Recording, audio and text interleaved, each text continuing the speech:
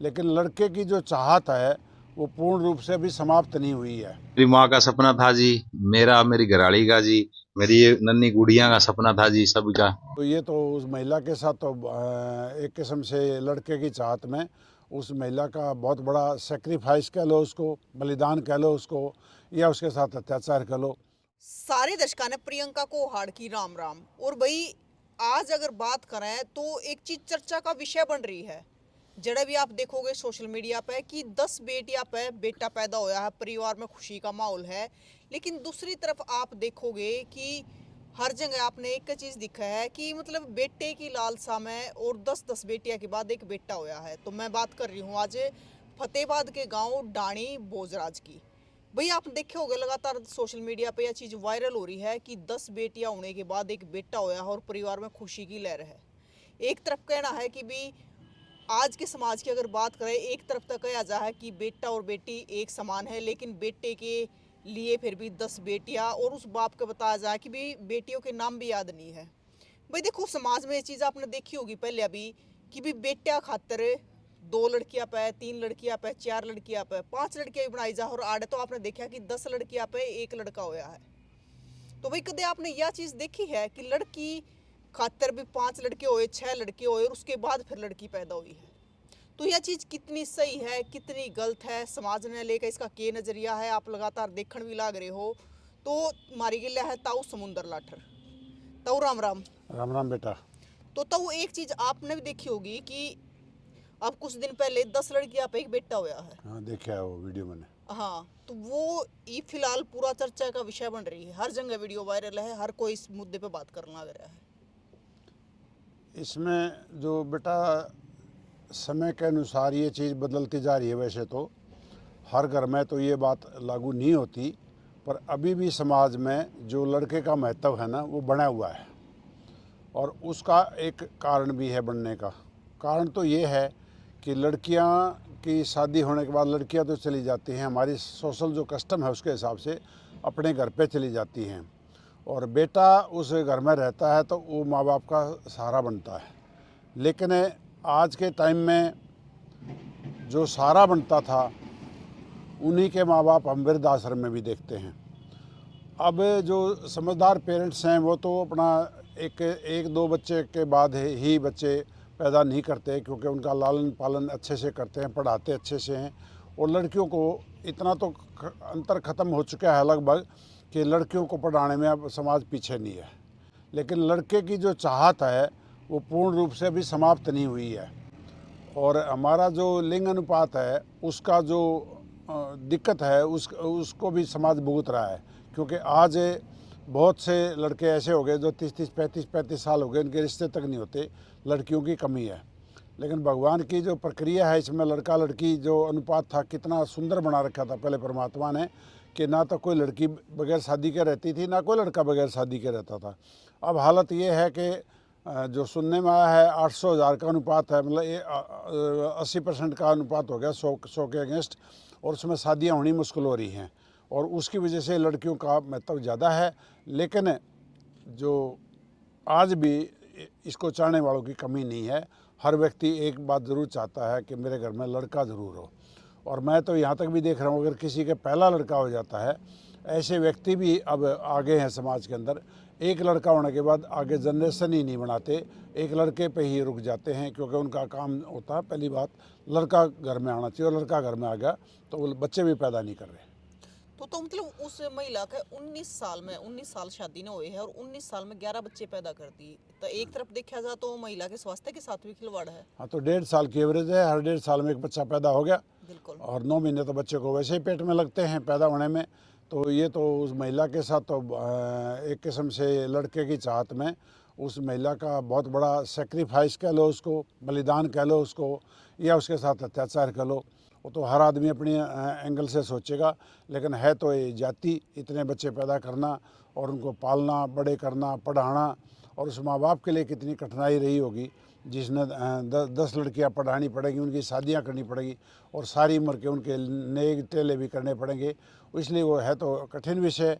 लेकिन उस पैदा करने वाले की क्या इच्छा थी वो तो हम तो इस पर नहीं कह सकते ज़्यादा। मतलब एक गरीब परिवार 11-11 बच्चे का पालन पोषण करना बड़ी बात नहीं है तो वो आज के टाइम में। हाँ, तो ये मैं आपको एक बात बताना चाह रहा हूँ, मैंने ऐसा एरिया माउंटेन्स में भी देखा है और ऐसा गरीबों में भी देखा है जिनकी लालन पालन और पढ़ाई पूर्ण रूप से नहीं होती और छोटी छोटी उम्र के बच्चे मजदूरी करने के लिए निकल जाते हैं, क्योंकि एक आदमी इतना बड़ा वज़न नहीं उठा सकता, एक माँ बाप इतना वज़न नहीं उठा सकता, उनको प्रॉपर पढ़ाना, प्रॉपर कपड़े देना, प्रॉपर एजुकेशन का प्रबंध करना और प्रॉपर उनकी शादियाँ करना, वो एक किस्म से मतलब वो हो जाता है कि अव्यवस्थित व्यवस्था कहेंगे इसको।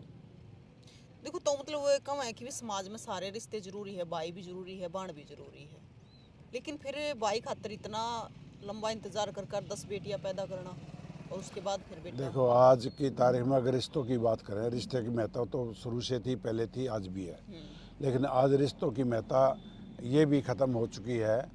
आज भाई भाई में भी इतना बड़ा प्यार नहीं रहा है, बहन भाई में भी इतना प्यार नहीं रहा है। पहले 3 पीढ़ी तक लड़की का मतलब रिश्ता निभाते थे, उसकी तीसरी पीढ़ी तक बात बढ़ते थे, बात तो आज भी जाते हैं, लेकिन वो जो लड़की की का सम्मान जो पहले के समय में था, वो लड़की का सम्मान आज सम्मान में पढ़ाने में तो बच रहा है, शादी करने तक तो बचा हुआ है, लेकिन रिश्ते निभाने तक आज इतना बड़ा सम्मान नहीं बचा हुआ।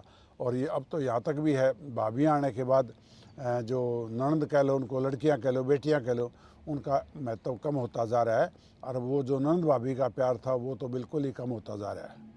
और तो मतलब यो कड़ा लिख रखा कि बेटा हो गया तो वो इंश्योरेंस पक्का हो गया कि वो माँ बाप की सेवा करे ही करेगा। ये तो मैंने पहले बता दिया आपको। आज जो वृद्धाश्रम भरे पड़े हैं वो बेटों की वजह से ही तो भरे पड़े हैं, और किसकी वजह से भरे पड़े। आज ये हमारे समाज के अंदर जो गौएँ और वृद्धाश्रम एक किस्म से आदमियों की गौशाला है।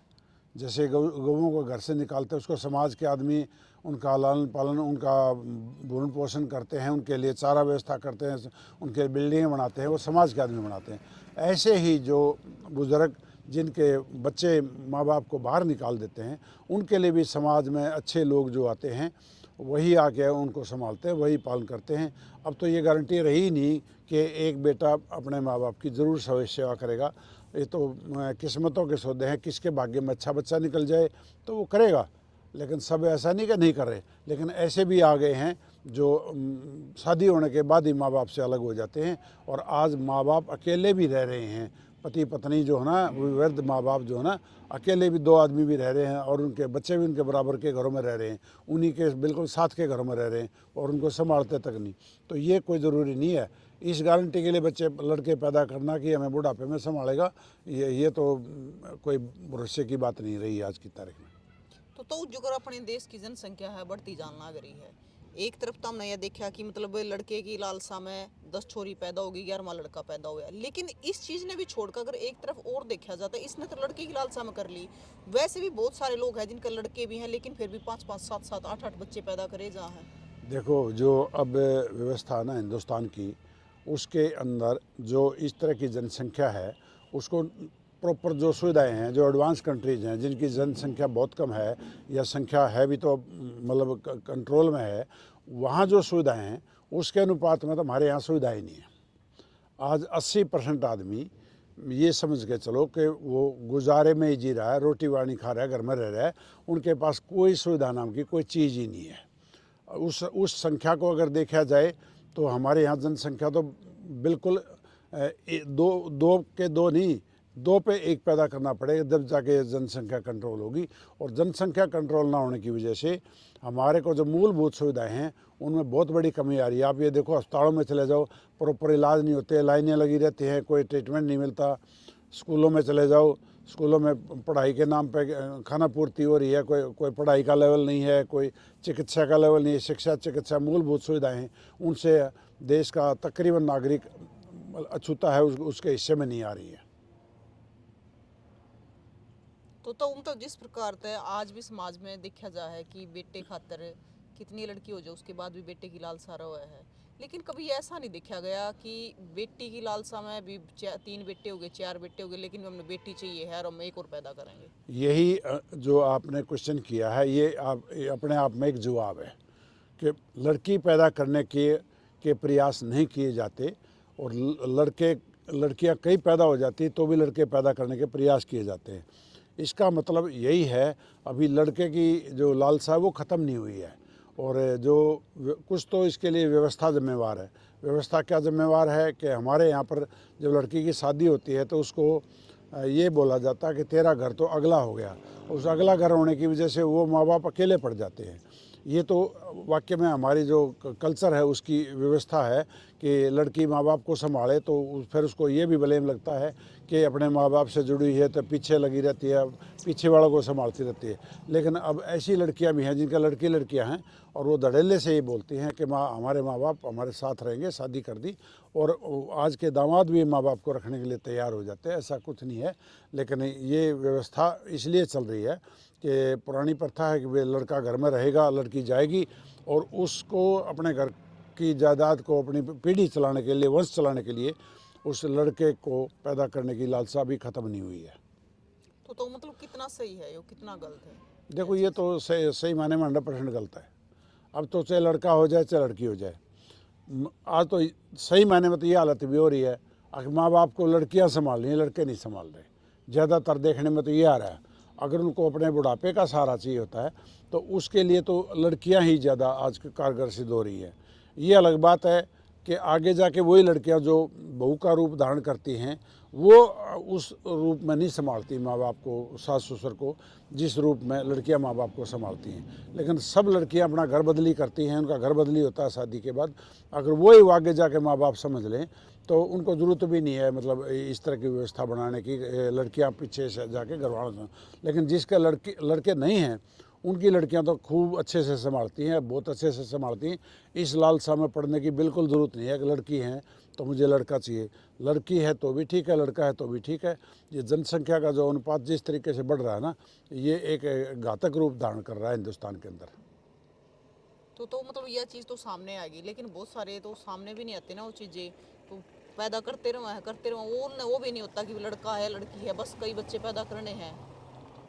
वो कुछ एजुकेशन की कमी कह लो, कुछ गरीबी के अंदर उस बात की समझ नहीं आ रही गरीबी रेखा के नीचे के लोगों को कि भाई किस तरीके से आपने संतानें बनानी हैं, किस तरीके से पैदा करनी हैं, कितनी पैदा करनी हैं। कोई सिस्टम नहीं है, वो अपना पैदा होए जा रहे हैं उस तरीके से। और हमारे मोमडन्स में तो इतनी जनसंख्या है कि वो तो रोकते ही नहीं है। उनका तो कहते हैं ये हमारे धर्म के खिलाफ है, और उनके तो 10-10, 12-12 बच्चे आम बात है, 2-2, 3-3 शादियाँ आम बात हैं। और जिनका 2-2, 3-3 शादियाँ हैं उनका तो 12-12, 15-15 भी देखने को मिल जाते हैं। तो ये व्यवस्था हमारे कंट्री के लिए बहुत घातक है और हमारे समाज के लिए भी बहुत घातक है। जो अगर बच्चे पैदा करते हो तो उनको अच्छे से पढ़ाओ लिखाओ और अच्छे से उनका लालन पालन करो, अच्छे से उनके बारे में उनका जीवन बढ़िया बनाओ, तभी पैदा करने का फ़ायदा है, अदरवाइज़ कोई फ़ायदा नहीं है।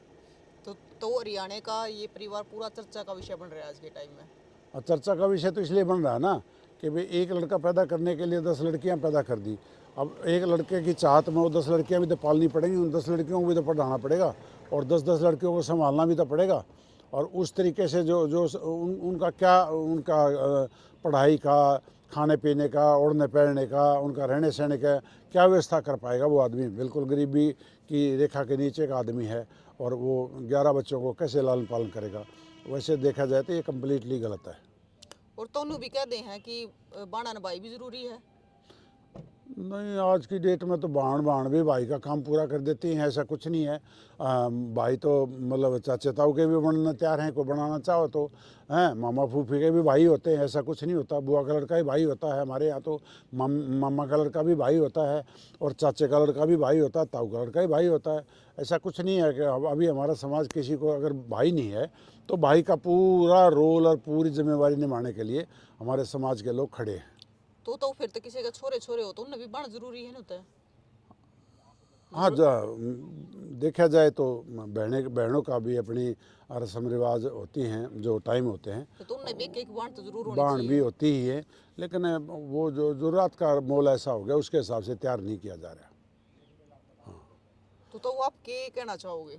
मैं तो यही कहना चाहूँगा कि औलाद जो ना सीमित रूप में पैदा करें, 1 या 2 बच्चे पैदा करें और उसके बाद उनको अच्छे से पढ़ाएं लिखाएं और उनका अच्छे से लालन पालन करें और इस लालसा में ना जाएं, जिस लालसा में ये विषय भी इसीलिए बना है, इसीलिए ये प्रसिद्ध हो रहा है कि भाई 10 लड़की के पीछे एक लड़का पैदा करने के लिए 10 लड़की पैदा कर दी, इसलिए ये पॉपुलर हो रहा है विषय।